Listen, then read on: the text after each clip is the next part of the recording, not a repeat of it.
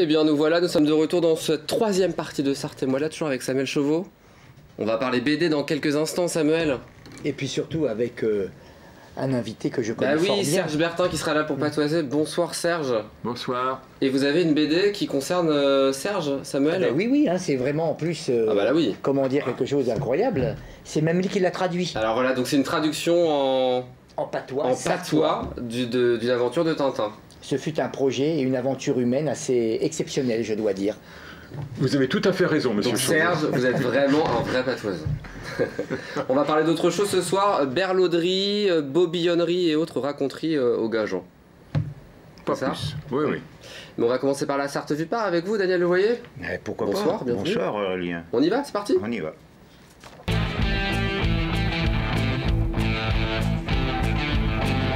Le numéro 455, j'ai retenu, de la vie mancelle et sartoise. On parlera de mai 68 dans 2 semaines, parce que l'invité d'honneur, il paraît que c'est un certain Serge Bertin qui a écrit un ouvrage que j'ai en main aussi sur mai 68, qui est disponible dans toutes les bonnes librairies actuellement. Là, ce soir, on va s'intéresser à Le Mans au temps des canotiers, deuxième partie. Deuxième partie, Jean-Pierre Épinal. Voilà, donc on réexplique les bords de Sarthe et de Luynes. De Sarthe avec tout ce que les festivités, les lieux, à la belle époque. Les lieux à la belle époque, bien entendu, les lieux de convivialité, les lieux de restauration, les fritures, le canotage. Et là, Jean-Pierre Épinal, dans sa deuxième partie, développe particulièrement le canotage encore, mais aussi les dangers de la rivière, puisqu'il évoque, je pense, dans les dernières pages, ce que la rivière... La rivière assassine.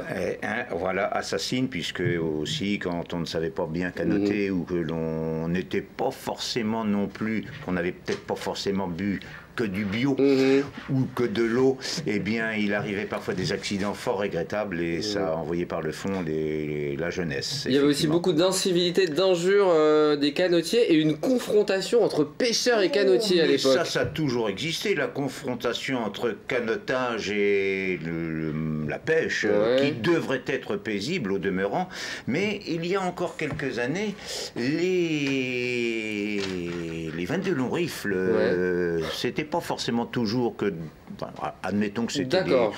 Ça pétarade dans le même secteur, d'ailleurs, côté Grand Cimetière. Effectivement, les pêcheurs n'aiment pas beaucoup être dérangés. Et il y a eu un problème avec le chanvre aussi à un moment donné, du coup ça a un peu pollué la rivière, on n'était pas très contents. Nauséabonde, effectivement. On rouissait le chanvre jusque dans les années 20, et peut-être un peu plus tard encore, mais surtout dans les années... Et effectivement, c'était fort désagréable pour les riverains. Et à l'époque aussi, la rivière était ludique et sportive, il y avait des jeux nautiques qui étaient organisés par monsieur Pichereau notamment. Pichereau, oui. Avec le jeu du tremplin. Est-ce que vous connaissez le jeu du tremplin? Que nenni. Serge, est-ce que vous connaissez le jeu du tremplin? Il doit y avoir un tremplin là-dedans. Eh bien pas spécialement, ça avait lieu le 2 août 1863, il fallait marcher sur un grand mât horizontal. Oui. Et puis, effectivement, celui qui tombait avait perdu. C'est ça. C'était les On n'est joutes, pas loin de certaines épreuves d'Interville, Koh-Lanta. C'était un peu, oui, une forme de joute à l'amiable. Et même des régates, des courses d'embarcation qui avaient lieu. Absolument. D'ailleurs, il y a de fort belles illustrations, tout du moins dessinées, de 1885. Oui, des régates sur le bassin de Coulennes. C'est-à-dire du côté de la barrière d'Enfer jusqu'à remonter jusqu'au cimetière actuellement. Voilà. Tardivement, en 1885 par rapport à d'autres villes où c'était beaucoup plus mais les régates de Coulennes étaient fort connues et le sont encore. La preuve, c'est que nous avons rappelé la chose. Mais Serge, Jean-Pierre Épinal nous dit aussi que c'était le lieu de romance, de début d'histoire d'amour. Ça, j'aime bien. Oui, mais la rivière est effectivement... Ça peut rapprocher aussi, c'est bien de finir le sujet là-dessus. Oui, bien sûr. Il y a des idylles qui se sont noués au bord de l'eau, c'est bien connu. Mais on a aussi tenté de vendre certaines parcelles des promoteurs, mais ça n'a pas fonctionné contrairement à ce qu'on aurait pu imaginer. Ça, c'était du côté de Funès, effectivement. Il y a une trentaine de parcelles qui ont été mises en vente, et il n'y en a que 4 ou 5 qui ont trouvé acquéreur. Il a fallu attendre les années peut-être 40, 50, un peu avant la guerre ou juste après la guerre pour que ce soit effectivement loti. Autre dossier de Jacques-Henri Minier, Albert Close. Est-ce que vous connaissez Albert Close, Samuel? Allez-y, dites-moi, je vais vous dire après. Premier élu socialiste sartois en 1900, mais pas seulement, on va pas le réduire à ça, médecin, maire de Parigny, et aussi grand passionné d'aviation. D'aviation, effectivement. Médecin à l'ancienne, hein, puisqu'on est là aussi, on est dans les années 1920, et le moyen de locomotion, c'était le vélo pour aller voir ses patients. Le samedi, le dimanche, jour et nuit, corvéable à merci. Hein. Et effectivement, c'était un médecin proche de la population qui a eu des démêlés avec... parce que politique, socialiste, premier médecin, maire socialiste, et donc ça n'avait pas forcément bien plu au préfet de l'époque, et donc il lui cherchait un petit peu des noises pour le...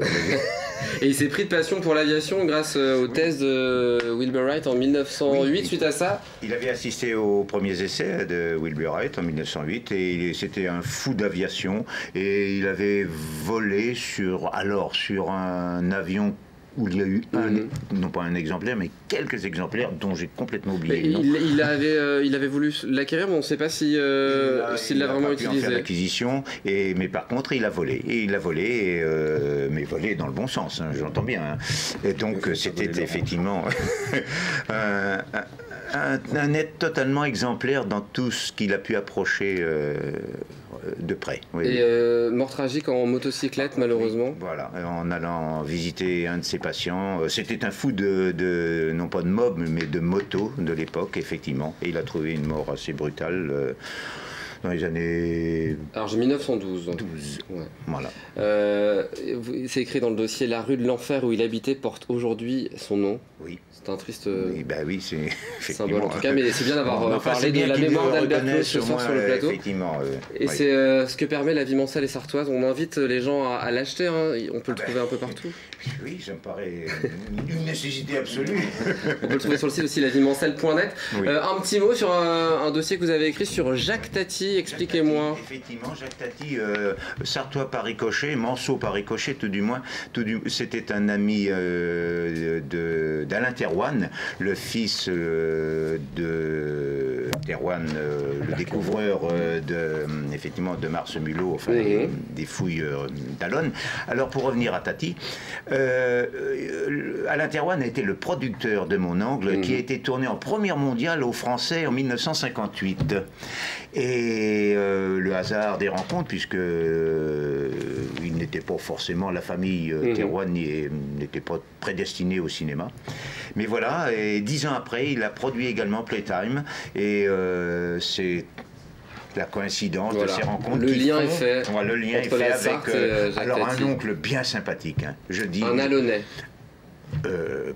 Non, oui, Thérouanne, mais pas Tati. Non, pas Tati, non. Mais oui, ce n'était pas un tonton flingueur, c'était un tonton plus sympathique, rêveur. Voilà, comme certains qui sont à mes côtés. Ah, bon, en tout cas, on invite les gens à acheter La Vie mancelle et sartoise. On en reparlera dans 2 semaines, évidemment. On s'intéressera au gros dossier sur mai 68 dans 2 semaines. Oui, pas de problème avec mon ami Bertin. On parle pas toi ? C'est parti.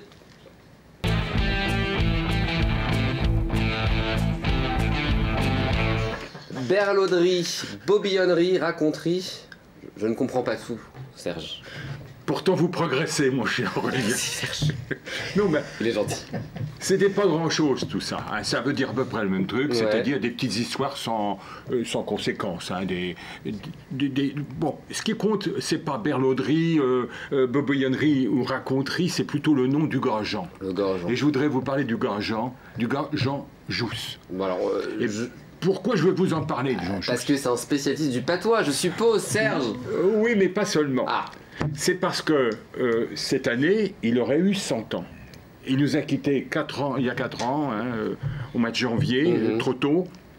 Mais on fêterait le centenaire de Jean Jousse et je vous garantis que ce ne serait pas triste. Hein. Parce que Jean Jousse, effectivement, il faisait plein de choses. C'était un touche-à-tout, un génial touche-à-tout. Mais sur le patois, il en connaissait un rayon. Hein. Il était modeste. La modestie des plus grands, vous savez, c'est comme le coup de la confiture, hein, de la culture.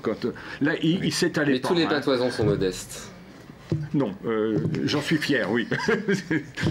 Bon. Pardon, je vous coupe. Mais non, mais le Jean Jousse, c'était un curieux, un chercheur. pour tout ce qui concernait le patois. Par exemple, il avait étudié à fond le Furetière.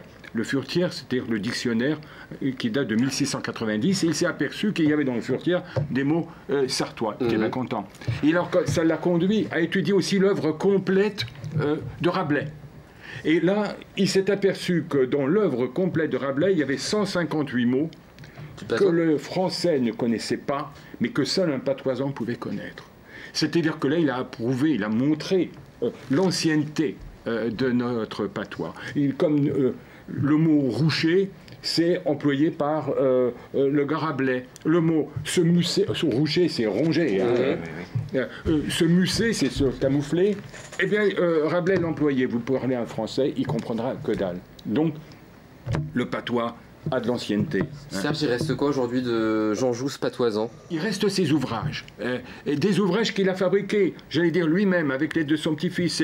C'est très, très artisanal, hein, avec les moyens du bord. Et le plus important, c'est un dictionnaire du français au patois. La plupart des dictionnaires, c'est du patois français. Mais quand on veut traduire un mot en patois, c'est pratique. Mais quand on veut exprimer un mot à partir du français, on ne sait pas. Il faut consulter Jean Jousse. Il était précurseur là-dedans. On peut avoir quelques exemples sur ce plateau, là, Jean. On a envie de savoir, Serge. Oui, il aimait bien quand il racontait ces petites histoires pour illustrer un mot. Par exemple, il était mocard, hein, comme on dit. Il n'aimait pas se moquer, gentiment, bien sûr. Mais, par exemple, s'il remarquait qu'un gars, il avait des chaussettes qui étaient en tire-bouchon, il disait, mon pauvre gars, tes choses, elles sont en vis de perçois, en vis de pressoir. Oui. Ou si le gars, il était un peu distrait, il avait une chaussette d'une couleur et une autre d'une autre couleur. Hein. Il disait, tes choses, elles sont de deux paroisses, hein, parce que, bon, bref. Oui, c'était de la moquerie gentille. Oui, il était parfois un petit peu plus incisif. Hein. Quand il aimait pas un gars, il disait, les bons gars, ce gars-là, mais il est bon gars quand il dort. Hein. Mais il aimait surtout se moquer des femmes. Et, on a le droit. Là, on va faire gaffe. Hein. On fait attention. Du MeToo va me dégringoler dessus, mais je m'en fiche parce que c'est Jean Jousse. Hein. Je balance tout sur Jean Jousse, il ne peut plus. Maintenant, il ne va pas souffrir. Hein. Et donc, par exemple, les femmes, il aimait bien dire que les femmes, eh ben, c'est point comme la goutte. Un embonnissant, point envahissant. Donc, ça va hurler, hein. Encore une autre. Non, allez-y. On va recevoir une quantité de mails, je vous retransfère les mails demain. J'envoie ça à Jean Jousse. Les femmes, c'est point comme les chevaux. Il y en a point sans défaut. C'est vrai. Non, c'est pas vrai. Daniel, non, pas vrai. Je rajoute le transfert des mails demain. Bon, mais alors, maintenant je vais essayer de me faire pardonner, je vais faire comme Jean, parce que c'était mon maître, hein, Jean Jousse, je l'ai copié. Et quand il sentait qu'il allait trop loin devant une femme, il faisait un sourire. Alors, il avait une dentition de cheval, alors quand il souriait, c'était marrant. Et il regardait avec ses yeux un petit peu peureux, et puis il disait, allez, t'es belle comme un carré de chou avant que les chenilles essayent de passer. Et la fille, elle fondait littéralement. D'accord. Donc ce soir, on a appris une technique pour draguer une demoiselle grâce à Serge Bertin. Je vous jure que si j'arrive à draguer avec cette phrase-là, on en parlera. On en parlera. Bon, enfin, en tout cas, si on a bien rigolé... T'es belle comme un carré de chou. Oui, t'es belle comme un carré de chou avant que les chenilles soient passées. C'est hyper poétique. C'est d'une poésie à son nom. Donc... les femmes riaient parce qu'à cette époque-là, les femmes avaient de l'humour. Voilà. Hein. Donc aujourd'hui, en ces temps de bien-pensance... Quelques mails de plus. En ces temps de bien-pensance, l'affectueuse impertinence du gars Jean, eh bien je vous garantis, elle me manque. Eh bien, petite pensée évidemment et... mémoire évidemment à Jean Jousse, dont on a fait revivre une partie de son œuvre évidemment ce soir sur LMTV, grâce à toi, Serge Bertin. On se retrouve dans 2 semaines, Serge, ici même. Ah ben je veux bien. Avec plaisir. Il y aura un autre patoisan par contre. Oui. Voilà. Oui. Il y aura Daniel Voyer qui sera là pour parler de mai 68 aussi. Tu peux pas venir, Samuel aussi. Non, parce que Samuel il reste parce que c'est l'heure des 5 dernières minutes. On y va. À plus tard les gars.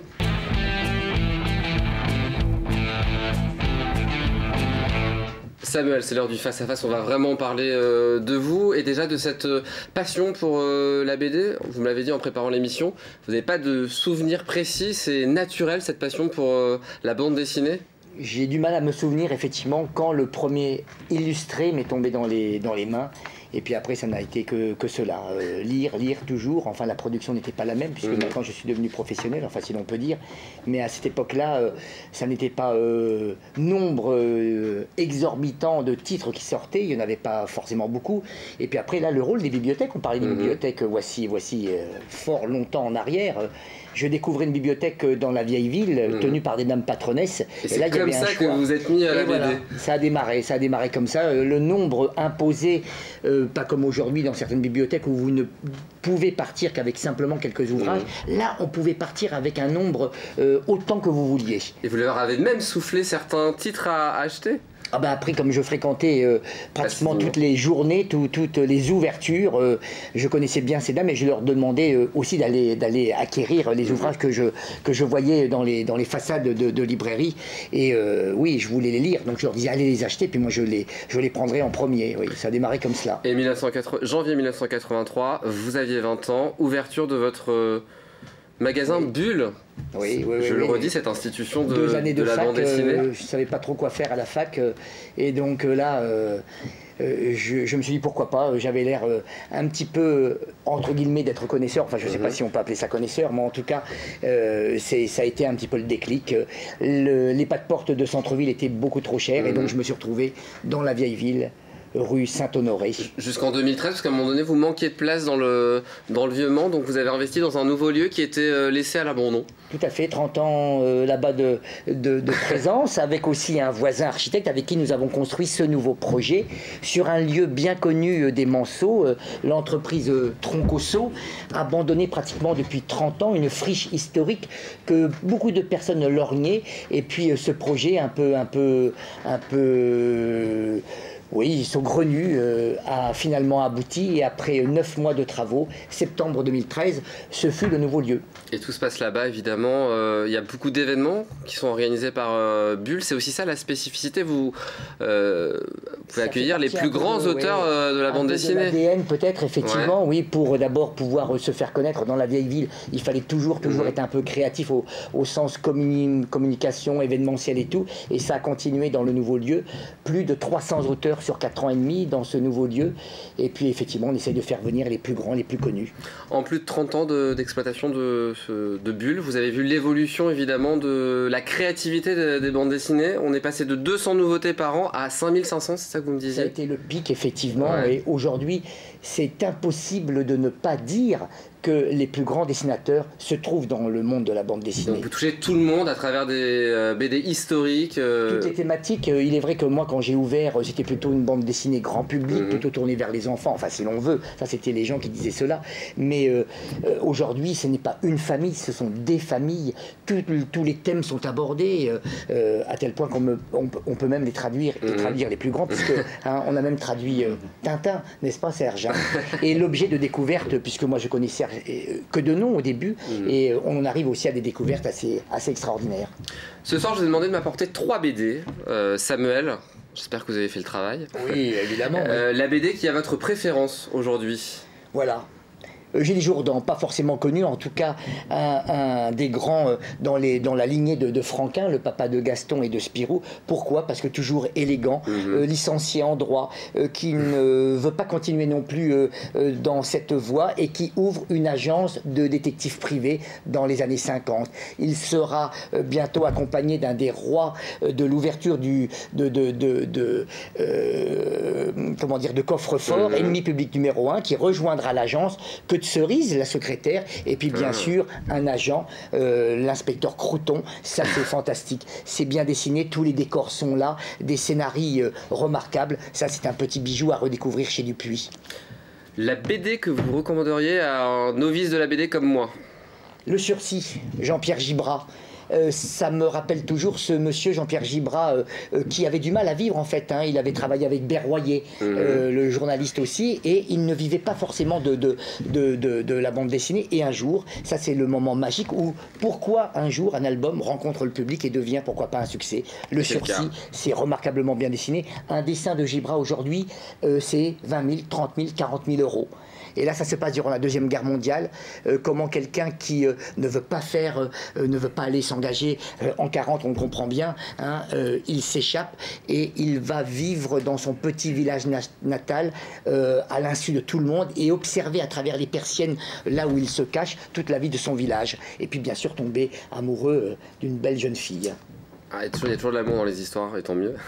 Ouais. Pour finir, du coup, on parle d'amour. Le coup de cœur du moment pour nos téléspectateurs. Et bien en plus, ça tombe bien, c'est un Sartois. Pierre Mathieu, qui habite Courdemanche, le deuxième auteur, moi, dans ma vie professionnelle que j'ai rencontré, et en plus qui sort avec 2 Italiens, parce que la BD est européenne, voire mondiale, un récit aussi en rapport avec les nouvelles salles qui se sont ouvertes au musée de Tessé voici peu de temps, les 2 cœurs de l'Égypte, et là aussi un récit passionnant. Alors, Pierre Mathieu, c'est vraiment un grand raconteur d'histoire, hein. Et là, 2 périodes, une période avant l'arrivée d'Akhénaton, 1358 avant notre ère, et puis une période moderne. Et là, au moment où Akhénaton va naître, sa mère a fait l'objet d'une tentative d'empoisonnement, elle a été sauvée, le poison est passé malgré tout par le fœtus, le jeune roi va naître, mais on sait qu'il est atteint, il va mourir. Et en fait, peut-être trouvera-t-on un moyen de le soigner à notre époque. On passe une frontière peut-être, ou une porte. Voilà, ça, récit passionnant, et nous ferons la rencontre au musée de Tessé, le 4 et le 5 mai. Eh ben, la date est notée. J'avais une dernière question, mais j'ai déjà la réponse. Est-ce que vous êtes toujours aussi passionné 30 ans plus tard? Je crois que vous nous en avez fait la démonstration. Oui, j'ai pas envie de m'arrêter parce qu'il y a tellement de choses, et surtout c'est tellement d'auteurs, tellement de créateurs à faire découvrir, que effectivement l'envie est toujours présente. Merci Samuel d'avoir été mon invité d'honneur. Ce fut un plaisir de vous accueillir et de découvrir. Et de retrouver des compagnons en plus, hein, bah oui, tout au long, voilà. Et d'ailleurs, ce week-end, vendredi, au Carré Plantagenet, mai 68, avant Daniel, avec Patrick Rothman, un des grands aussi, un journaliste qui a couvert 68, un dessinateur Sébastien Vassan, et le débat sera animé par l'excellent Serge Bertin, qui fera la passerelle entre 68 en France et 68 évidemment au Mans. Merci Samuel, vous allez pouvoir prendre ma place, hein. Parfait. Merci en tout cas d'avoir été cet invité d'honneur. Merci. Merci à vous de nous avoir suivis chez vous. Passez une excellente soirée, puis on se donne rendez-vous, vous le savez, demain 18h15 pour une toute nouvelle quotidienne. Et maintenant je reprends l'habitude. Je vous embrasse.